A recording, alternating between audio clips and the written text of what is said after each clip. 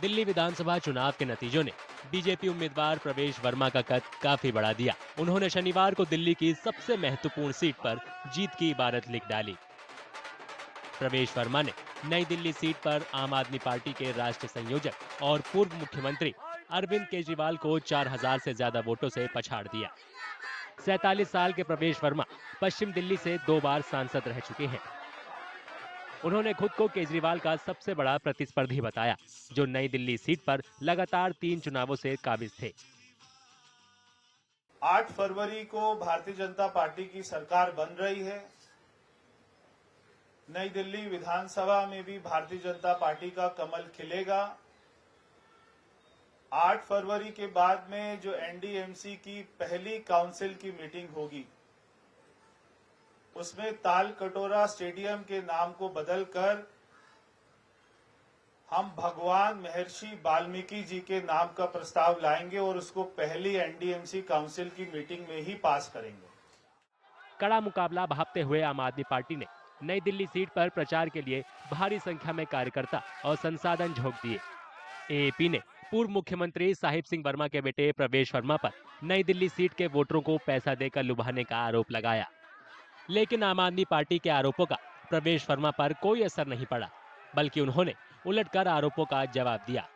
यहाँ के दिल्ली के पूर्व मुख्यमंत्री अरविंद केजरीवाल के ऊपर और यहाँ के पंजाब के मुख्यमंत्री भगवंत मान के ऊपर मैं 100 करोड़ रुपए का मानहानि का मुकदमा दर्ज करने जा रहा हूँ, क्योंकि जो उन्होंने मेरे ऊपर में झूठे आरोप लगाए हैं, इसको दिल्ली की जनता कभी भी माफ़ नहीं करेगी।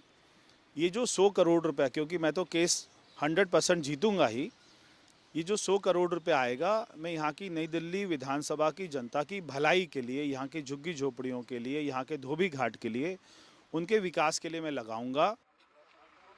केजरीवाल पर जीत ने न सिर्फ बीजेपी के जाट नेता के रूप में प्रवेश वर्मा का राजनीतिक कद बढ़ाया है, बल्कि उन्हें दिल्ली के संभावित मुख्यमंत्री की कतार में भी मजबूती से खड़ा कर दिया है। दिल्ली वासियों को बहुत बहुत बधाई। उन्होंने प्रधानमंत्री जी के में अपना विश्वास जताया है। ये प्रधानमंत्री मोदी जी की जीत है, दिल्ली वासियों की जीत है। क्या अगले चीफ मिनिस्टर से हम बात कर रहे हैं? मैं अभी आया हूँ, एक बार आपको फिर मैं बाद में बात करता हूँ। प्रवेश वर्मा का रुझान बचपन से ही सियासत की ओर था। वे बाल स्वयंसेवक के रूप में 1991 में आरएसएस में शामिल हो गए थे। बाद में वे बीजेपी युवा मोर्चा में शामिल हुए और संगठन के राष्ट्रीय कार्यकारी सदस्य तक बने। इसके बाद उन्होंने बीजेपी की दिल्ली इकाई के महासचिव का पदभार संभाला।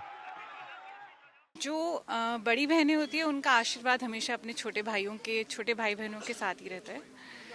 और जैसे हमने प्रवेश जी को देखा है, पापा के जाने के बाद उन्होंने जैसे पापा की लेगेसी को आगे बढ़ाने का काम किया है।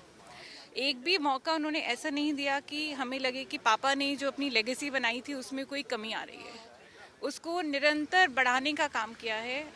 एक बहन होने के नाते मैं उसको बहुत ढेर सारा आशीर्वाद देना चाहूँगी, बड़ी बहन होने के नाते। और उसको ये उम्मीद रखती हूँ, जो उसका विजन है एक बहुत सुंदर, एक सुरक्षित दिल्ली बनाने का, वो पूरा कर पाए। एक बड़े जंग में जब तक आपका लड़ने वाला स्ट्रांग नहीं है, तब तक उसको हम कैसे टक्कर देंगे। तो एक बड़े आदमी को हराने के लिए एक विजनरी होना ज़रूरी है, और भैया वो विजनरी हैं, दिल्ली के लिए हैं। जैसा पार्टी आदेश करेगी वैसा वो निभाएंगे, पिताजी के कदमों पे चलेंगे और उसी ही कदमों से आगे बढ़ते हुए जैसा जैसा हम चाहते हैं, पार्टी चाहती है, वो ज़रूर करेंगे। फिलहाल वे बीजेपी की राष्ट्रीय कार्यकारिणी के सदस्य हैं।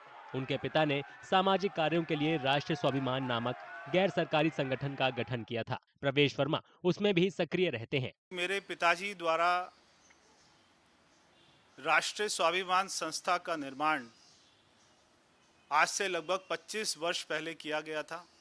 आज मुझे बहुत ही अच्छा लग रहा है कि आतिशी जी और केजरीवाल जी हम जो कार्य कर रहे हैं उसकी सराहना कर रहे हैं। मैं पिछले 11 दिन से जो देख रहा हूँ यहाँ की महिलाओं का दुख, वो केजरीवाल जी पिछले 11 साल से नहीं देख पाए। यहाँ की महिलाओं ने उनको 3 बार वोट किया,